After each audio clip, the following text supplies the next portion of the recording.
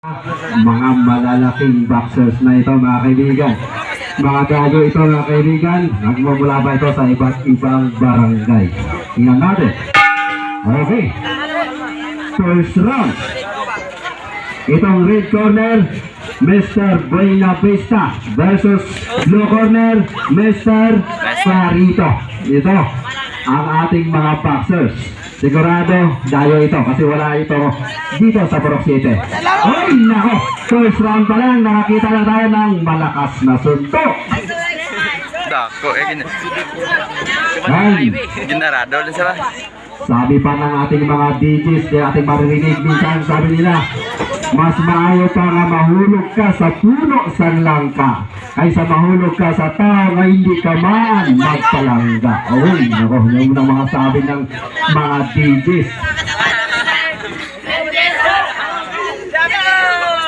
Huwag suntokin dyan sa likod Paul yan sa likod. Kailangan mukha, dibdib, tagiliran, yan ang inyong tatamaan. Huwag kayong magpatama doon sa likod. Dahil Paul yan. Diba? Whoops! Uy, nako. Pinakita talaga ang malakas na suntok. Uy! Yan. Maraming salamat. Nandiyan na ating referee sa gabing ito. Tanot. Mr. Jorini Kundis. Siya ang ating referee. Pumalit sa unang referee ng ating barangay captain, Honorable Pipito Calapati Jr. Madulas ang ring kahit hindi basa. Mainit ang laban. So, paalala lang sa mga taong nanonood, bawal pa rin ang sugal. Sports ang pinopromote dito at hindi sugal. At ito ang paninindigan ng aming mga management. Magagandang management. Kami walang kasinungalingan, walang pinoprotektahan o walang kinakapihan. Serbisyong totoo lamang. First round pa lang yan. Hindi nakatama. Whoops! Kailangan ilagay nyo sa sigurado ang inyong kamao kung saan tatama ito. Huwag lang puro hangin ang tatamaan. Uy! Lagi natin nakikita ang boxer dito. Itong blue corner. Lagi itong sumasali dito noong 2024. Dating boxers din ito dito. Bumalik ngayong 2025. Whoops! Malakas na boxers ito. Huwag kumpiyansa. Red corner, huwag kang kumpiyansa. Malakas yung blue corner. Time! Hi! Para sa pangalawang round mga kaibigan, tingnan natin. Pangalawang round na ito. Kailangan walang kukurat dito. Panoorin niyo masyado kung sino ang tatamaan ng malakas at sino ang babagsak.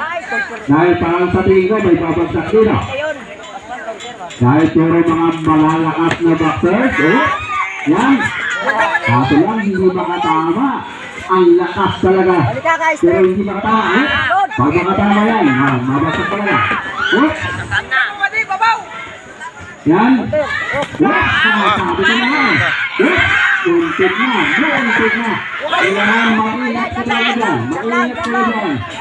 Ayan. Marami ng pangit na dito. Pero ganun pa rin. Paalala namin. Walang putaan. Bawal talaga ang putaan dito.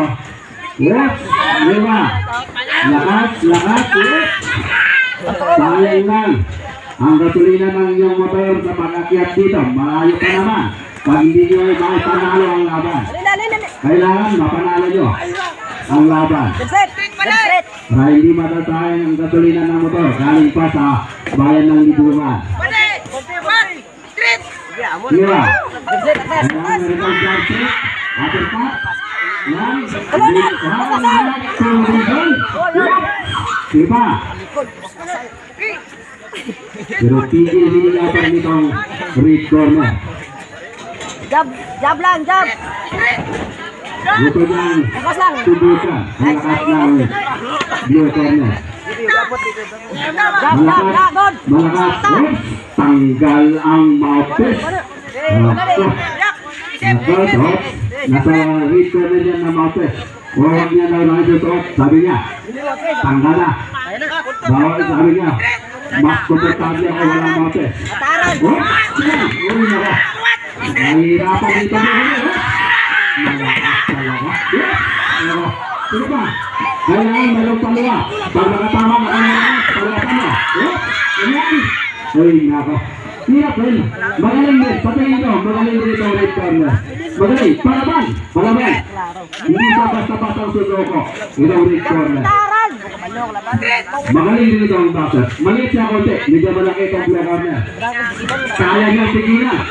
Atron! Nako.